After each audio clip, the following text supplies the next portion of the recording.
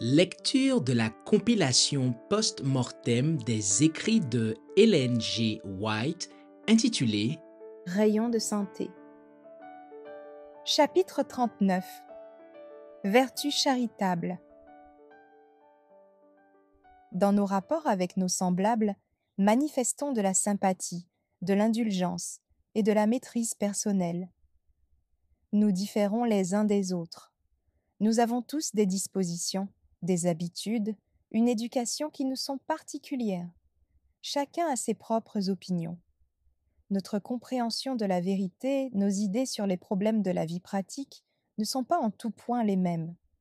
Il n'est pas deux personnes dont les expériences soient identiques. Les épreuves de l'une ne sont pas celles de l'autre. Les devoirs qui semblent légers aux uns sont lourds pour d'autres. La nature humaine est si frêle, si ignorante, si sujette à l'erreur, que chacun devrait prendre garde à la manière dont il considère son prochain. Nous ne nous rendons pas toujours compte de l'influence que nous exerçons sur nos semblables. Ce que nous faisons ou disons peut nous paraître peu important, alors que si nos yeux s'ouvraient, nous nous apercevrions qu'il en résulte en bien ou en mal des conséquences incalculables. Considération pour les pionniers. Il en est beaucoup qui ont connu si peu d'angoisse réelle, si peu de perplexité et de détresse à l'égard de leur prochain, qu'ils sont incapables de comprendre l'œuvre de celui qui a charge d'âme. Ils ne sont pas plus capables d'apprécier l'importance de sa tâche que l'enfant de comprendre les soucis de ses parents. Les inquiétudes de ceux-ci lui semblent inutiles. Mais lorsque les années lui auront apporté plus d'expérience, lorsqu'il aura lui-même connu les difficultés, alors il comprendra la responsabilité de ses parents, et ce qui lui était incompréhensible aura pour lui un sens. Les épreuves lui auront ouvert les yeux. L'œuvre de mains vétérans reste souvent incomprise et inappréciée jusqu'à leur mort. Lorsque d'autres sont appelés à leur succéder et à affronter les mêmes difficultés, ils voient alors combien leur foi et leur courage ont été mis à l'épreuve. Bien souvent, ils perdent de vue les fautes qu'ils étaient si prompts à censurer. C'est Dieu qui permet que certains hommes occupent des postes de confiance. Lorsque ceux-ci se trompent, il les reprend ou leur retire leur charge. Veillons donc à ne jamais nous arroger le droit de juger notre prochain, car Dieu seul est juge. La manière dont se conduisit David envers Saül contient une leçon pour nous. Sur l'ordre de Dieu, ce dernier avait été oint comme roi d'Israël. Mais à cause de sa désobéissance, le Seigneur avait déclaré que le royaume lui serait enlevé. Et cependant, quelles ne furent pas, à son égard, l'indulgence et la courtoisie de David, choisis pour lui succéder. En poursuivant ce dernier pour attenter à ses jours, Saül fut entraîné au désert et entra dans une grotte où David lui-même et ses hommes de guerre s'étaient réfugiés. Les gens de David, lisons-nous dans l'Écriture, lui dirent « Voici le jour où l'Éternel te dit « Je livre ton ennemi entre tes mains. Traite-le comme bon te semblera. » David se leva et coupa doucement le pan du manteau de Saül. Après cela, le cœur lui battit, parce qu'il avait coupé le pan du manteau de Saül. Et il dit à ses gens, « Que l'Éternel me garde de commettre contre mon Seigneur, loin de l'Éternel, une action telle que de porter ma main sur lui, car il est loin de l'Éternel. » 1 Samuel 24, versets 5 à 7. Ne jugez point, afin que vous ne soyez point jugés. Car on vous jugera du jugement dont vous jugez, et l'on vous mesurera avec la mesure dont vous mesurez. Matthieu 7, versets 1 et 2. Souvenez-vous que vous devrez vous-même comparaître devant Dieu pour y être jugé. Ô homme, dit saint Paul, qui que tu sois, toi qui juges, tu es inexcusable, toi qui juges, tu fais les mêmes choses. Romains 2, verset 1. Soyons indulgents. Ne nous laissons pas aigrir par des torts réels ou imaginaires. Notre plus grand ennemi, c'est nous-mêmes. Aucune forme du vice n'a d'effet plus funeste sur le caractère qu'une passion qui n'est pas contrôlée par le Saint-Esprit. Aucune victoire ne nous sera aussi précieuse que celle que nous aurons remportée sur nous-mêmes. Ne soyons pas trop sensibles. Nous n'avons pas à veiller sur notre susceptibilité ou notre réputation, mais au salut des âmes. C'est ainsi que nous oublierons les petites divergences que nous avons avec nos semblables. Quoi que l'on pense de notre personne, quoi que l'on nous fasse, rien ne doit nous priver de la communion avec le Sauveur. L'apôtre saint Pierre dit: quelle gloire y a-t-il à supporter de mauvais traitements pour avoir commis des fautes? Mais si vous supportez la souffrance lorsque vous faites ce qui est bien, c'est une grâce devant Dieu. 1 Pierre 2, verset 20. Ne vous vengez pas. Évitez autant que faire se peut toute cause de malentendu. Fuyez l'apparence du mal. Sans sacrifier vos principes, soyez en paix avec tous. Si tu présentes ton offrande à l'autel, et que là tu te souviennes que ton frère a quelque chose contre toi, laisse là ton offrande devant l'autel, et va d'abord te réconcilier avec ton frère. Puis, viens présenter ton offrande. Matthieu 5, versets 23 et 24. Si des paroles blessantes vous sont adressées, ne répondez jamais dans le même esprit. Souvenez-vous que une réponse douce calme la fureur, mais une parole dure excite la colère. Proverbe 15, verset 1. Le silence a un pouvoir merveilleux. Répondre à un homme en colère ne fait souvent que l'exaspérer, alors que l'irritation cesse devant un silence indulgent. Si vous devez essuyer des propos irritants ou accusateurs, pensez à la parole de Dieu. Relisez ses promesses. Si l'on vous maltraite ou vous accuse faussement, au lieu de répondre avec colère, méditez ces belles paroles. Ne te laisse pas vaincre par le mal, mais surmonte le mal par le bien. Romains 12, verset 21. Recommande ton sort à l'Éternel. Mets en lui ta confiance, et il agira. Il fera paraître ta justice comme la lumière, et ton droit comme le soleil à son midi. Psaume 37, versets 5 et 6. Il n'y a rien de caché qui ne doive être découvert, ni de secret qui ne doive être connu. Luc 12, verset 2. Nous avons passé par le feu et par l'eau, mais tu nous en as retirés pour nous donner l'abondance. Psaume 66, verset 12. Nous cherchons souvent auprès de nos semblables de la sympathie et des encouragements qui ne se trouvent qu'en Jésus.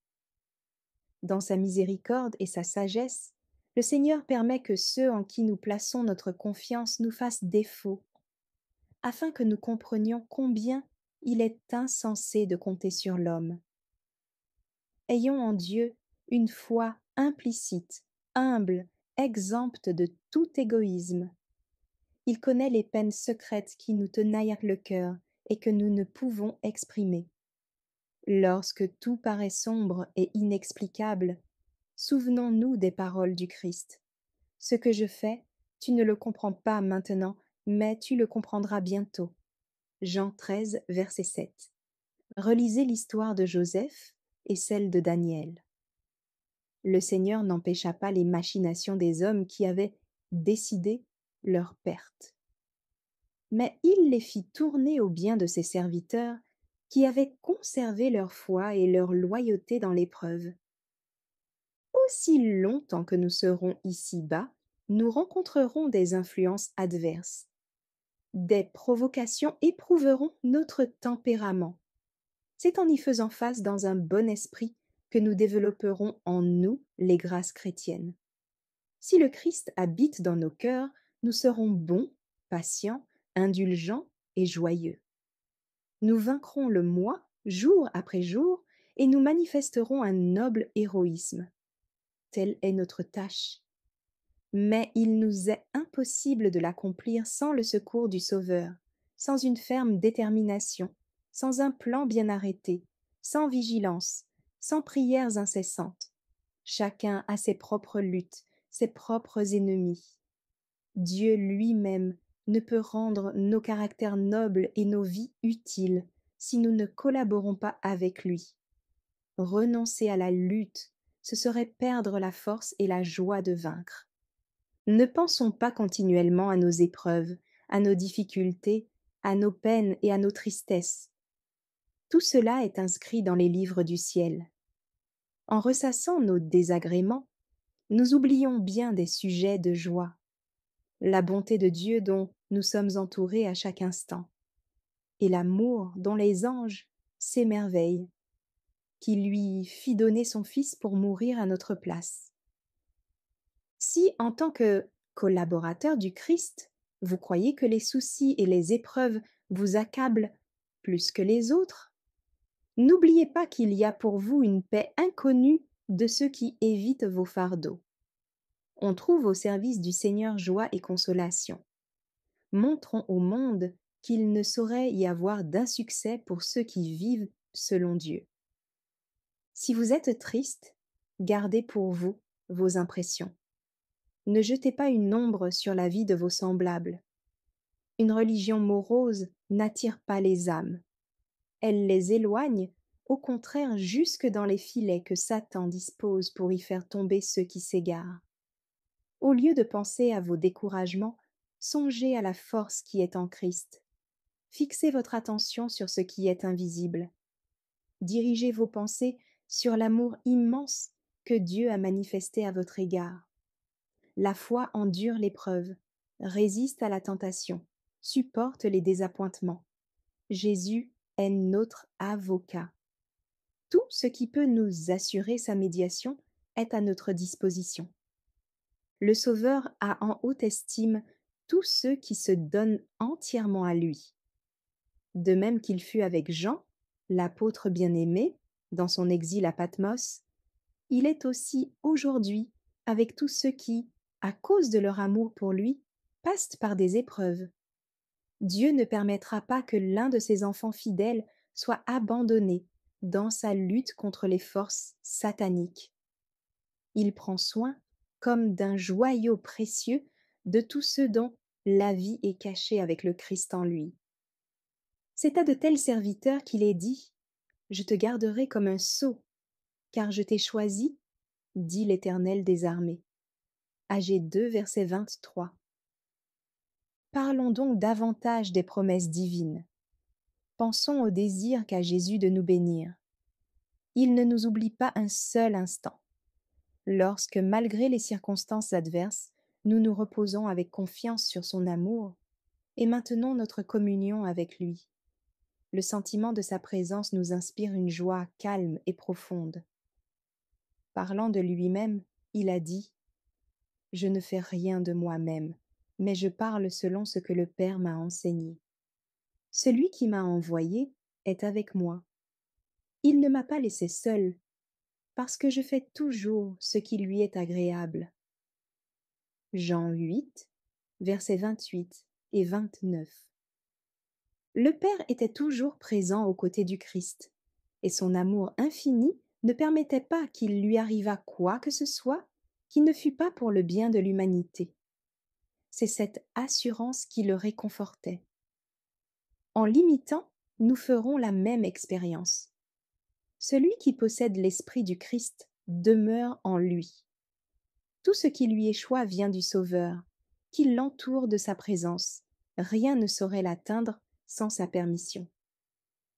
Toutes nos souffrances, toutes nos tristesses, toutes nos tentations, toutes nos épreuves, toutes nos peines, toutes nos persécutions, toutes nos privations, en un mot, toutes choses concourent à notre bien.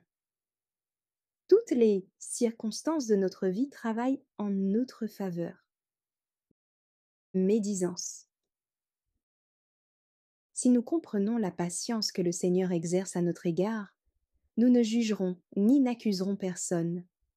Lorsque Jésus vivait ici-bas, quelle n'aurait pas été la surprise de ceux qui l'entouraient si, après l'avoir connu, ils l'avaient entendu prononcer une parole de critique ou d'impatience. N'oublions pas que ceux qui l'aiment doivent lui ressembler. Par amour fraternel, dit saint Paul, soyez pleins d'affection les uns pour les autres. Par honneur, usez de prévenance réciproque. Romains 12, verset 10. De son côté, saint Pierre écrit: Ne rendez point mal pour mal, ou injure pour injure, bénissez au contraire, car c'est à cela que vous avez été appelés, afin d'hériter la bénédiction. 1 Pierre 3, verset 9. Courtoisie. Le Christ exige que nous reconnaissions les droits de chaque homme, les droits sociaux aussi bien que les droits religieux. Tous doivent être traités avec tact et courtoisie comme des fils et des filles de Dieu. Le christianisme fait d'un homme un gentleman. Jésus était courtois, même devant ses persécuteurs. Ses vrais disciples doivent manifester le même esprit. Voyez l'apôtre Paul, traduit devant Agrippa. Tout son discours est un exemple de parfaite courtoisie aussi bien que d'éloquence persuasive. L'Évangile n'enseigne pas la politesse formaliste du monde, mais la courtoisie qui a sa source dans un cœur débordant de bonté. L'observation de l'étiquette la plus rigoureuse ne fera pas disparaître l'irritation, la dureté de cœur et la grossièreté du langage. Le véritable raffinement ne se révèle pas aussi longtemps que nous considérons notre personne comme le centre autour duquel tout gravite. Un vrai chrétien puise ses motifs d'action dans un amour profond pour son maître. Cet amour donne à celui qui le possède de la grâce et de l'aisance dans le maintien. Il illumine sa contenance et adoucit sa voix. Il raffine et élève son être tout entier. L'importance des petites choses. La vie n'est pas faite de grands sacrifices et d'actions éclatantes, mais de petites choses. Le plus souvent, ce sont ces dernières, quelque insignifiantes qu'elles paraissent, qui déterminent le bonheur ou le malheur de notre existence. C'est parce que nous ne subissons pas avec succès les épreuves auxquelles nous soumettent parfois de petites choses que nous acquérons de mauvaises habitudes ou que notre caractère est déformé. Et lorsque les grandes épreuves surviennent, elles nous prennent au dépourvu. Ce n'est qu'en nous conformant aux principes divins dans toutes les circonstances de la vie, petites ou grandes, que nous pourrons acquérir la force de rester fidèles dans les situations les plus critiques. Discipline personnelle. Nous ne sommes jamais seuls. Que nous le voulions ou non, nous sommes toujours accompagnés. N'oubliez pas que, là où vous êtes, quoi que vous fassiez, Dieu est présent. Tout ce que vous pensez, dites ou faites, rien ne lui échappe.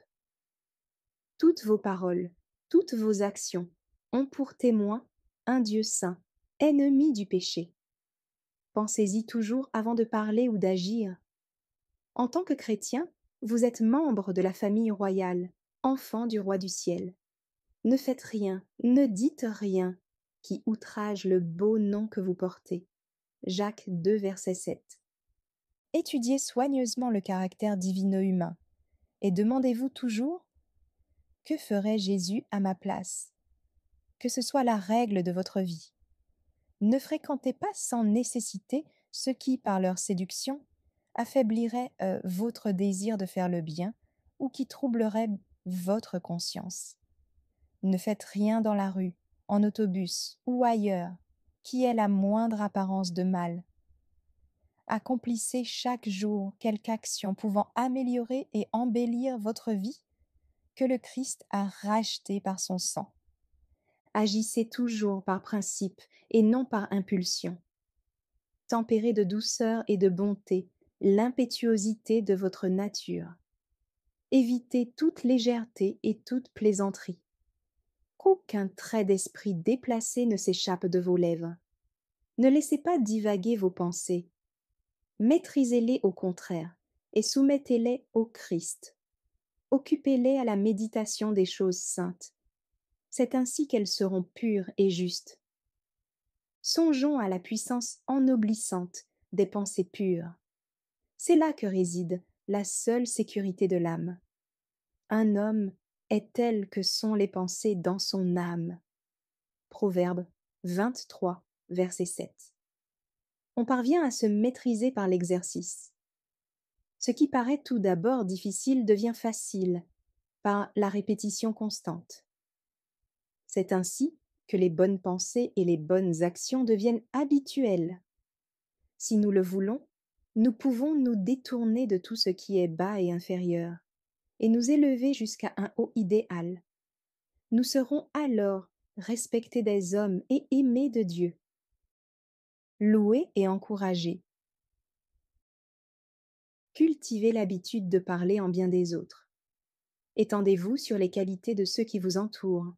Voyez le moins possible leurs erreurs et leurs faiblesses. Lorsque vous êtes tenté de vous plaindre de ce que quelqu'un a fait ou dit, louez plutôt le bon côté de son caractère. Cultivez la reconnaissance envers Dieu et louez-le de ce que dans son grand amour, il est consenti que son Fils mourût à notre place. Penser à ses doléances ne rapporte rien. Dieu nous invite à méditer sur sa miséricorde et son merveilleux amour, afin que nous puissions le louer. Ceux qui sont très occupés n'ont aucun loisir à consacrer aux fautes d'autrui. Les erreurs du prochain sont des caroubes qui ne nourrissent pas ceux qui s'en repaissent. La médisance est une double malédiction, qui pèse lourdement sur celui qui parle et sur celui qui écoute. En semant la dissension et la zizanie, on récolte en son âme des fruits mortels. Le fait même de prévoir le mal chez les autres développe celui-ci chez ceux qui le prévoient. En s'arrêtant aux fautes d'autrui, on en subit l'influence. Tandis que, si l'on contemple Jésus, si l'on parle de son amour et de la perfection de son caractère, on est transformé à son image. En ayant devant les yeux l'idéal qu'il a placé devant nous, nous pénétrons dans une atmosphère sainte et pure qui est la présence même de Dieu. Si nous y demeurons, nous réfléchirons une lumière qui rayonnera sur tous ceux avec lesquels nous serons en contact. Au lieu de passer notre temps à critiquer et à condamner autrui, disons plutôt « Je dois travailler à mon salut ». Si je veux collaborer avec celui qui peut sauver mon âme, il me faut veiller avec soin sur moi-même, éviter tout ce qui est mal, vaincre chacun de mes défauts, devenir une nouvelle créature en Christ. Par conséquent, au lieu de chercher à affaiblir ceux qui luttent contre le mal, je dois au contraire les affermir par des paroles encourageantes. Nous sommes trop indifférents à l'égard de nos semblables. Nous oublions bien souvent que nos collaborateurs ont besoin de force et de courage. Assurez-les de votre intérêt et de votre sympathie. Soutenez-les par vos prières et qu'ils sachent que vous le faites. Patience envers ceux qui s'égarent. Tous ceux qui prétendent être ouvriers du Seigneur ne sont pas pour cela de vrais disciples. Parmi les hommes qui portent son nom et qui font même partie de ses serviteurs, il en est qui ne le représentent pas dans leur conduite. Ils ne se laissent pas diriger par ses principes. Ils sont souvent une cause de perplexité et de découragement pour leurs collaborateurs plus jeunes. Mais nul ne doit être induit en erreur. Le Christ nous demande de suivre le parfait exemple qu'il nous a donné. On trouvera jusqu'à la fin des temps de l'ivraie parmi le bon grain. Lorsque les serviteurs de la parabole de Jésus, dans leur zèle pour l'honneur du Maître, demandèrent la permission d'arracher l'ivraie, il répondit « Non, de peur qu'en arrachant l'ivraie, vous ne déraciniez en même temps le blé. Laissez croître ensemble l'un et l'autre jusqu'à la moisson. Matthieu 13, versets 29 et 30. Dieu, dans sa miséricorde et sa patience, supporte les pervers et même les hypocrites. Parmi les disciples choisis par Jésus, il y avait Judas, le traître. Faut-il être surpris ou découragé si, aujourd'hui, des fourbes se glissent parmi les serviteurs de Dieu? Si celui qui lit dans les cœurs pouvait supporter le disciple qui allait le trahir, quelle ne devrait pas être notre patience envers ceux qui sont en défaut? D'ailleurs, les hommes qui paraissent les plus coupables ne sont pas tous comme Judas. Pierre, impétueux, inconsidéré et plein de confiance en lui-même, semble bien plus souvent à son désavantage que Judas. Il fut censuré plus fréquemment par le Sauveur. Mais quelle vie d'activité et de sacrifice que la sienne! Autant que possible, nous devons être pour les autres ce que Jésus était pour ses disciples. Avant tout, considérez que vous êtes missionnaires. Quel temps et quel travail il faut souvent consacrer pour gagner une âme au Sauveur. Mais lorsque cette âme abandonne le péché pour marcher dans la justice, il y a de la joie parmi les anges. Pensez-vous que les esprits qui veillent sur elle soient satisfaits de voir avec quelle indifférence elle est traitée par ceux qui se disent chrétiens? Si Jésus agissait comme nous le faisons souvent les uns les autres, lequel d'entre nous serait sauvé? Vous ne pouvez lire dans les cœurs, et vous ne connaissez pas les mobiles qui ont dicté les actes que vous désapprouvez. Beaucoup n'ont pas reçu une éducation convenable. Leur caractère est faussé. Ils sont durs et rugueux, mais la grâce du Christ peut les transformer. Ne les négligez pas. Efforcez-vous de ne pas les décourager en disant « Vous m'avez déçu. Je ne perdrai plus mon temps à m'occuper de vous. » Quelques paroles prononcées sous l'effet de la provocation, paroles qui semblent méritées, peuvent détruire l'influence que vous auriez pu exercer sur eux. Une conduite irréprochable, une indulgence inlassable, un esprit qui reste calme sous la provocation constitue l'argument le plus concluant. Si vous avez joui des occasions et des avantages dont d'autres étaient privés, ne l'oubliez pas.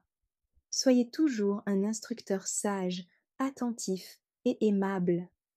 Lorsque vous voulez obtenir sur de la cire l'empreinte nette d'un cachet, vous n'apposez pas ce dernier d'une manière brutale. Vous le placez au contraire avec soin sur la cire molle et vous appuyez graduellement, fermement, jusqu'à ce que la cire soit durcie. C'est ainsi qu'il faut agir avec les âmes. La continuité de l'influence chrétienne est le secret de sa puissance, et elle dépend de la fermeté avec laquelle vous manifestez le caractère du Christ. Parlez de vos expériences religieuses à ceux qui s'égarent. Racontez-leur comment vous avez été encouragé par la patience et la bonté de vos collaborateurs lorsque vous vous êtes rendu coupable d'erreurs graves. Jusqu'au jour du jugement, vous ignorerez l'influence d'une conduite sage et affectueuse sur des hommes inconséquents, déraisonnables, indignes. Lorsque l'on rencontre l'ingratitude ou la trahison, on est tenté de blâmer ou de s'indigner. C'est ce qu'attend le coupable. Il s'y prépare. Mais l'indulgence l'étonne, éveille souvent ses meilleures impulsions et fait naître en lui le désir de vivre plus noblement. Frères, écrit saint Paul, si un homme vient à être surpris en quelque faute, vous qui êtes spirituels, redressez-le avec un esprit de douceur. Prends garde à toi-même, de peur que tu ne sois aussi tenté. Portez les fardeaux les uns des autres, et vous accomplirez la loi de Christ. Galates 6, versets 1 et 2.